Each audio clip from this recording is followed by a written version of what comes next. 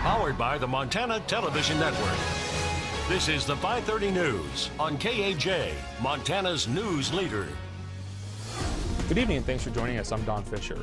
A fair amount of precipitation is expected for the week, and to find out how much, let's turn it over to meteorologist Russ Thomas, who has a look at our first forecast. Russ? Yeah, much of western Montana spent a lot of the day in the sunshine today. It was nice, and hopefully you got at least some of that up there, because I'll tell you what we're going to see is a huge change in our weather pattern. It's going to affect us for the entire rest of the week. We can already see clouds starting to get back into the area from the south and west, and eventually showers will follow. Now, the issue as we get toward tomorrow is going to be this. Are we going to see a little bit of freezing rain? There's a chance. I think the odds are relatively low, but what we are going to see is rain converting over to more of a rain-snow mix, and eventually by Wednesday, all snow. You see temperatures in our 30s right now. We'll have more coming up in just a few minutes. All right, thanks, Russ. With the recent announcement by Montana Fish, Wildlife and Parks that invasive mussel DNA was detected in the Tiber Reservoir, 2018 will be a critical year in the fight to keep invasive mussels out of Montana waters. MTN's Nicole Miller breaks down what it means for the future of Montana's waters. When you're looking for the new arrival of an invasive species, it's always the needle in the haystack, and you could find or miss them with any technique that you're using. Tom Banczyk, Assistant Director of the Flathead Lake Biostation, says with early detection key for prevention, it's critical for scientists to use every technique possible. The limiting factor is going to be how much money do we have to look, because the more you look, the more likely you are to find, whether you're using Veloger microscopy or environmental DNA. Biologists with the Flathead Lake Biostation have already been using eDNA technology to test Flathead Lake for the presence of invasive mussels. Using eDNA sampling, Montana Fish, Wildlife and Parks recently detected invasive mussel DNA in the Tiber Reservoir. However, results from the eDNA sampling revealed no presence of adult mussels, also known as villagers. However, Banczyk says that doesn't mean zebras and quaggas haven't already established a colony. Even though no villagers were found in the state sampling in this past summer, that does not mean that there aren't zebras and quaggas there.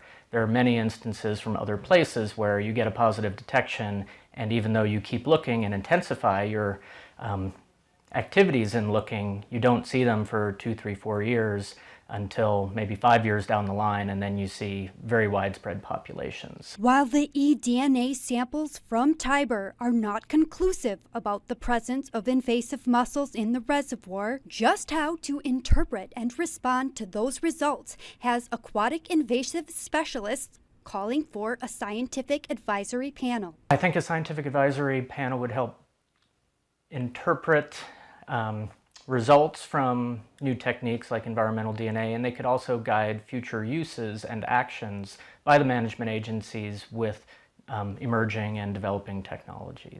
Nicole Miller, MTN News, Flathead Lake. The most recent test for invasive mussels in Flathead Lake using eDNA technology in the late summer was negative. This past summer, Montana lost one of its most historic buildings, the Sperry Chalet, to a wildfire. However, Senator Jon Tester has an idea of how to replace it while still keeping some history in the new building. On Monday, Senator Tester asked the architect of the Capitol Christmas tree to be hauled back to Montana to help rebuild the Sperry Chalet. The 79-foot Engelmann spruce came from the Kootenai National Forest and actually wasn't too far from the Sperry Chalet.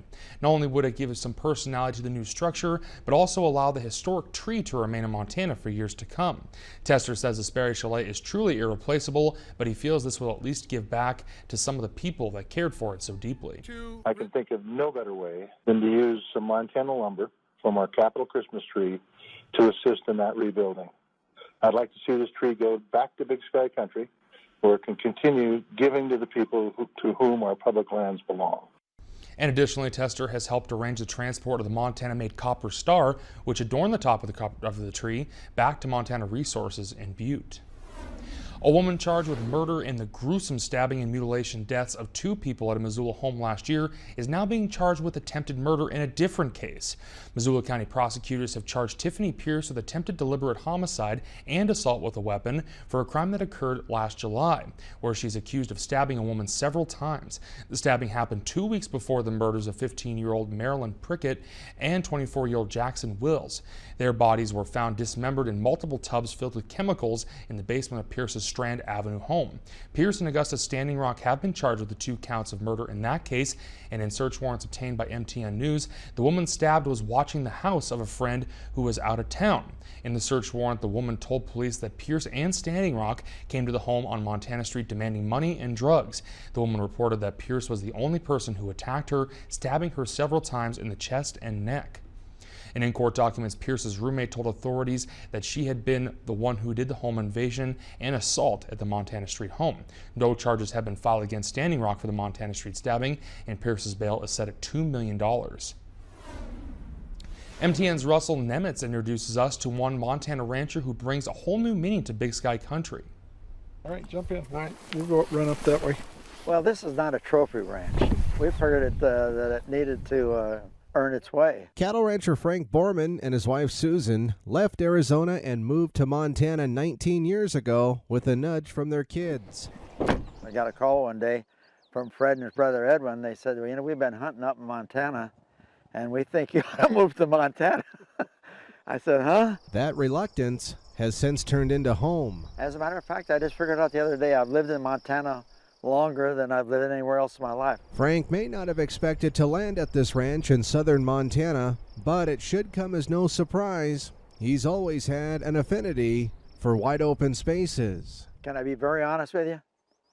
Cows and horses are not that as interesting to me as airplanes are. So I started and then called Fred for help. There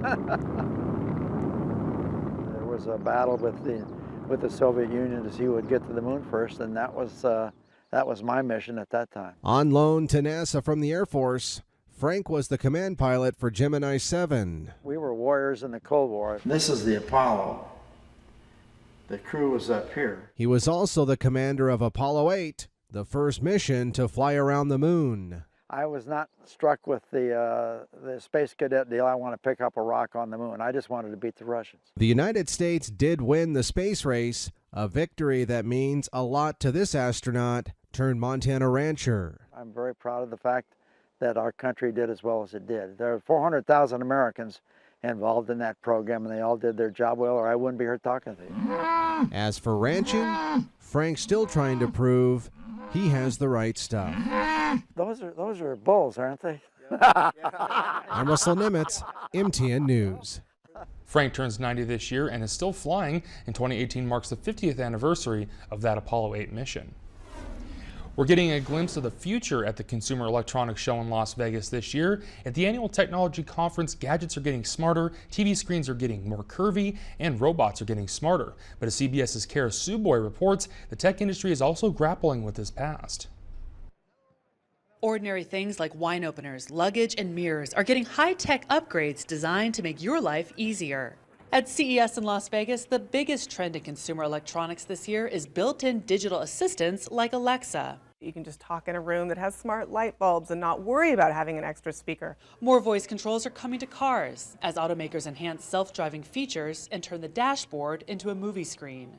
TV screens are getting bigger and bendier. We've already heard about a large 65-inch rolling display from LG, so you just roll it up like a map. There's a focus on health tech from babies to seniors. Hip Air are like airbags for your hips. An accelerometer and gyroscope in the belt detect when you're falling and trigger the CO2 canister. You don't have to carry this carry-on luggage. When paired with a high-tech wristband, it follows you using sensors and cameras. While CES showcases futuristic tech, conference organizers are being criticized for being behind in terms of diversity. Originally, the keynote lineup was all male, prompting a backlash online. It comes at a time when there's a lot of attention on the lack of women representation in industry, not just the tech industry. They have women on panels, but there are more opportunities to show that women are a force in tech. A sign of the times that the future is now. I'm CNET's Kara Suboy for CBS News, Las Vegas. And to check out more of the latest tech from CES, just go to cnet.com. Orders for Made in America products inched higher in November. The Commerce Department says demand for the transportation and electrical equipment led the way for the 1.3% increase. That's slightly higher than economists forecasted. Amazon is giving Alexa more to do. The e-commerce giant has rolled out the Alexa mobile accessory kit, allowing the voice assistant to work with Bluetooth products, including headphones, smartwatches, fitness trackers, and other audio devices. And Samsung is introducing a massive new TV dubbed The Wall. How big? It's over 146 inches or 12 feet long. The TV uses micro LED technology to produce a bright image with infinite contrast. But for those in the market for a new TV, Samsung hasn't announced the date for when it'll become for sale. And a $15 million settlement between Southwest and members of a class action lawsuit gets a nod to proceed. The suit alleged that the airliner went along with 3 other carriers, conspired to cap the amount of seats available to customers, and to keep ticket prices high. Under the terms of the settlement, Southwest did not admit to any wrongdoing, and it also broke with other carriers agreeing to settle. The largest automotive recall in U.S. history just got bigger. Japanese airbag maker Takata is recalling another 3.3 million faulty airbags. The latest recall covers frontal airbags in certain 2009, 2010, and 2013 vehicles manufactured by 15 automakers. The recalls are being phased in over the next 3 years. And up next, 2 influential investors are asking one tech giant to make changes to its software so parents can limit their children's phone use. See the story after the break.